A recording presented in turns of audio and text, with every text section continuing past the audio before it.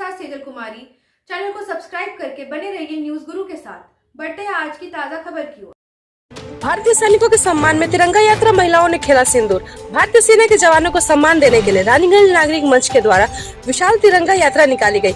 तिरंगा यात्रा के दौरान हाथों में राष्ट्रीय ध्वज लेकर गाने बाजी के साथ रानीगंज के श्याम मंदिर से तिरंगा यात्रा शुरू हुई और रानीगंज बाजार होते हुए रानीगंज स्टेशन पर समाप्त हुई।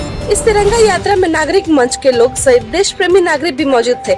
इस दौरान नेताजी स्टैचू परिसर में महिलाओं ने ऑपरेशन सिंदूर जय ध्वनि देते हुए सिंदूर खेला। इस तिरंगा यात्रा में एक वाहन को ऑपरेशन सिंदूर से सजाया गया था और 150 मीटर राष्ट्रीय ध्वज लेकर मार्च किया गया। इस तिरंगा यात्रा में भाजपा के राष्ट्रीय सचिव राहुल सिन्हा, विधायक अग्निमित्र पाल, शमशेर सिंह, दिनेश सोनी, डॉक्टर विजय मुखर्जी, सभापति सिंह व अन्य उपस्थित थे। आगे के अपडेट्स के लिए बने रहिए हमारे साथ। ब्यूरो रिपोर्ट न्यूज गुरु, आसनसोल। रानीगंज से सेजल कुमारी, न्यूज गुरु। মিনিটে পাকিস্তান কাবু কুপোকাত হয়ে গেছে। 22 মিনিটে পাকিস্তান কুপোকাত, ভারতের কাছে হাঁটু গেড়ে বসে পড়েছে, ক্ষমা চাইছে। এক জলবন্ধ হয়ে গেছে, জলের জন্য হাহাকার লেগে গেছে, চিঠি দিচ্ছে। অতএব পরিষ্কার ভারত এটা বুঝিয়ে দিচ্ছে, দরকার হলে হাতে মারবো, ভাতেও মারবো, জলেও মারবো।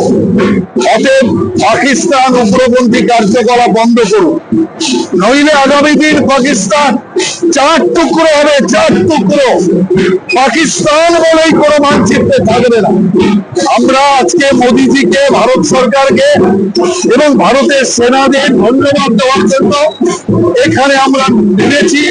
রানীগঞ্জের সমস্ত কার্যকর্তা তারা আজকে তেরঙ্গা যাত্রায় সামিল হয়েছে। সাধারণ মানুষ এই তেরঙ্গা যাত্রায় সামিল হয়েছে।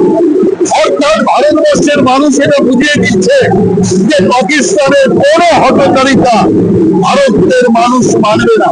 তাই আমরা পরিষ্কার এই তেরঙ্গা যাত্রার মাধ্যমে পাকিস্তানকে এটাই বলতে চাই যে যা করেছেন এই উগ্রপন্থী কার্যকলাপ বন্ধ করুন, নইলে অপারেশন সিঁদুর পাকিস্তানের বড় বাজিয়ে দিয়েছে, এবার পাকিস্তানের সর্বনাশ করে ছাড়বে। এতে কোনো সন্দেহ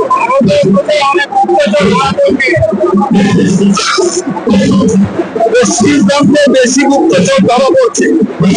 পশ্চিমবঙ্গে সরকার গুপ্তচর পুষছে। অতএব আমরা অনেক আগে থেকে বলছি যে আইএসআই থেকে শুরু করে রোহিঙ্গা, বাংলাদেশি উগ্রপন্থীরা সব এখানে ডেরা গেড়ে রয়েছে, কিন্তু পশ্চিমবঙ্গ সরকার কিছু করেনি।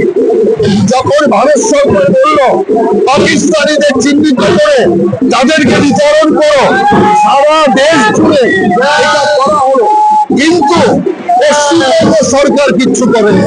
সেই কারণে আমরা পরিষ্কার বলতে চাই, পশ্চিমবঙ্গ হচ্ছে উগ্রপন্থীদের একটা দ্বিতীয় হেডকোয়ার্টার, উগ্রপন্থীদের সেকেন্ড প্রেসিডেন্ট।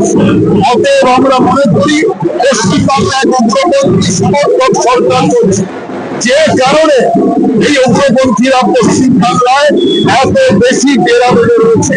অতএব ভারত সরকার ছাড়বে না, মোদীজি, অমিত শাহজি, রাজনাথজি সরকার ছাড়বে না। একটা উগ্রপন্থী ধরবে আর সেই উগ্রপন্থীদের যা করণীয় কর্তব্য তা করবে। উগ্রপন্থীর শূন্য হবে ভারত, যেমন মাওবাদী সন্ত্রাস শুরু করেছে ভারত, উগ্রপন্থীর শূন্য হবে। अपने सब पूरा भारतवासी, क्या पूरा विश्व ये जानता है ऑपरेशन सिंदूर के बारे में। तो सिंदूर क्या है? एक जो हम लोग बोलते हैं मांग में, हमारा हिंदू नारी लोग जो सुहाग मानते हैं, तो उनके लिए एक ये बहुत महत्व रखता है। तो भाई, उसका हस्बैंड, उसका पापा सब चाहते हैं मेरा बेटी का सिंदूर सदा सुहागन रहे।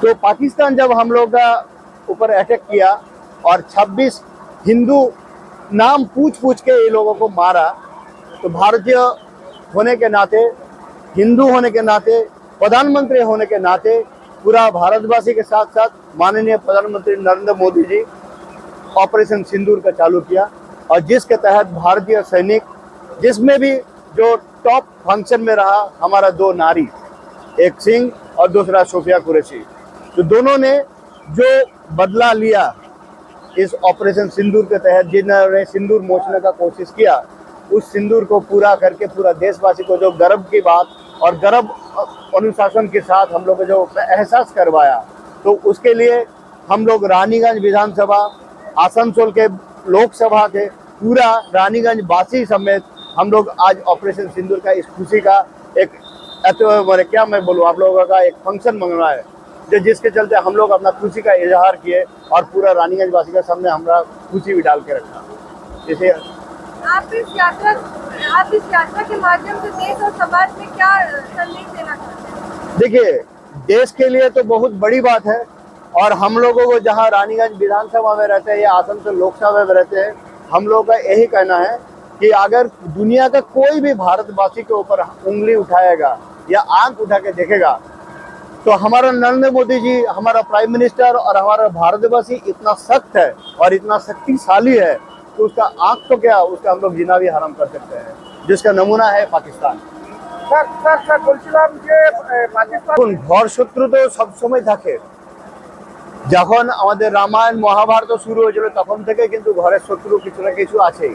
তারা কিছুটা লোভে পড়ে বলুন, নিজের ব্যক্তিগত স্বার্থের জন্য বলুন, কিন্তু আমার যেটা মনে হয় বা আমার কেন প্রত্যেক ভারতবাসীর কাছে কিছু ক্ষুদ্র লোক ছাড়া একটা জিনিসই, সেটা হচ্ছে নিজের চেয়েও দেশ বড়। আর যদি দেশ বড় না হতো, তাহলে আমাদের যে এই সৈনিকরা নিজেদের যে প্রাণ দিয়েছেন, বা এই সৈনিকরা যে নিজেদের প্রাণ বিপন্ন করে দেশকে জিতিয়েছেন এবং আমাদের মান সম্মান এবং জীবনকে অক্ষুণ্ণ রেখেছেন, তাহলে সেটা থাকতো না। সেজন্য প্রত্যেক ভারতবাসী এই কাজের জন্য গর্বিত। ছোট ছোট দু একজন কি করলো সেটাতে কিছু যায় আসে না।